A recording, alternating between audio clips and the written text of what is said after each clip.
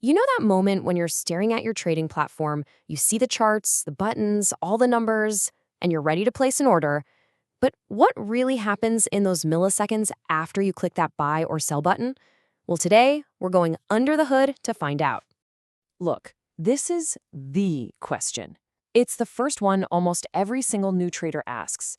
You spend hours, maybe weeks, poring over reviews, comparing all the features, trying to figure out which one is the best. But as you're about to see, that might just be the wrong question to be asking in the first place. I mean, what if I told you that focusing only on the platform is kind of like picking out a car because you like the dashboard, without ever bothering to check what kind of engine it has? The thing is, it's the engine that gives you the real performance. And in trading, believe me, the engine is everything. So here's our game plan for this explainer. First, we're going to look beyond just the shiny interface. Then we'll dive into that platform showdown everyone wants to see. After that, we'll trace exactly what happens to your order, look at the rules for all this robotic trading, see how the pros get their edge, and finally, change how you think about your entire trading setup. Okay, let's kick things off with that central idea, the car and the engine. Seriously, if you get this analogy, everything else we talk about is going to click into place. So all those charts and buttons you're looking at, that's just the dashboard. Yeah, it's important. You want it to be user-friendly, but that's not where the race is won or lost. The real performance, how good your fills are, how much slippage you get, the actual integrity of your trades, all of that comes from the broker's execution, their risk management, and the regulations they follow. That, right there, is the engine. All right, now that we've got that engine analogy locked in, let's get to the part you've been waiting for. Let's put these platforms head to head. So on the surface, you've got the big three in the retail space. You have MT4, which is kind of the old reliable workhorse, but let's be honest, it's a bit dated. MT5 is its much more modern successor. And then there's CTrader, which we'll get to in a sec. But it's also super important to know that if you're trading futures, you're probably leaving this whole world behind for stuff like NinjaTrader or Tradovate, which are built from the ground up for order flow analysis. It's really all about finding the right tool for the specific job you're doing. And this is where a platform like CTrader really shines. You see, it was built specifically for non-dealing desk brokers, which means it was designed for a much more transparent trading environment. You get these features like server-side trailing stops and slick one-click order management that are just built for speed and precision. It's no wonder it's a favorite for scalpers. In fact, you know what a lot of pros do? They use TradingView for its amazing world-class charting, and then they'll flip over to CTrader or MT5 just to hit the button and execute the trade. Okay, so you've hit that execute button on whatever platform you chose. What actually happens next? This is where we get out of the driver's seat and pop the hood to look at the engine itself. The very first thing you might experience is something called slippage. You know, when the market's moving fast, the price you click on isn't always the exact price you get filled at. Now, this can be a good thing. You get a better price, or it can be a bad thing. It's just a normal part of how markets work. But sometimes it's not so normal. And this quote highlights that potential darker side of execution. Some brokers, especially ones that run what's called a B-book, can actually use technology against you. These virtual dealer plugins are designed to create tiny artificial delays or to widen the spread at the worst possible moment, turning what should have been a good trade into a bad one. And that leads us to a really critical difference. You have to know, are you trading with an A-book or a B-book broker? Think of it this way. An A-book broker is your agent. They just pass your trade along to the real market and make their money from a small commission. Their interests are aligned with yours. But a B-book broker, they're the house. They are the counterparty to your trade.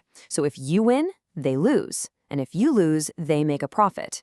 You can see how there's a huge conflict of interest built right into that model. Now, one way to get a peek into this world is by using the depth of market, or the DOM. It basically shows you the stack of all the buy and sell orders waiting at different price levels. It's a real-time look at liquidity. With an A-book broker, you're seeing a view of the actual market. With a B-book broker, well, that view might just be a simulation. So, with all this high-speed tech and the potential for things to go sideways, who's the referee? Who's making sure the game is being played fairly? Well, let's zoom out and look at the regulators. You've got major institutions like the UK's Financial Conduct Authority, the FCA. They have massive rulebooks designed specifically for algorithmic trading, and their main goal is to get all the benefits of technology, like speed and efficiency, while making sure it doesn't create chaos in the markets. And they really focus on four main things. First, just clearly defining what even counts as algorithmic trading. Second, they demand that firms do really rigorous testing before any algorithm ever goes live. Third, they require solid risk controls both before and after a trade. And finally, they make sure there's clear governance so somebody is always responsible. And a really critical part of those risk controls is something with a pretty dramatic name: kill functionality. Yep, it is basically the big red emergency button. It lets a firm instantly cancel every single one of its own open orders across the market to prevent some rogue algorithm from causing a flash crash or some other huge mess. Okay, so that's how the retail world works. But what about the institutions? How do the pros get an even bigger advantage when it comes to speed and control? Well, they just bypass the retail engine altogether. They use something called a FIX API. Let's break that down real quick.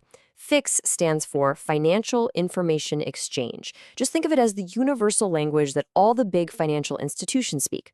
And an API is just a way for two computer programs to talk directly to each other. So you put them together, and what you get is a direct, super fast pipeline from your trading algorithm straight to the market, completely cutting out the retail platform middlemen. And this right here really gets to the core of why they do this.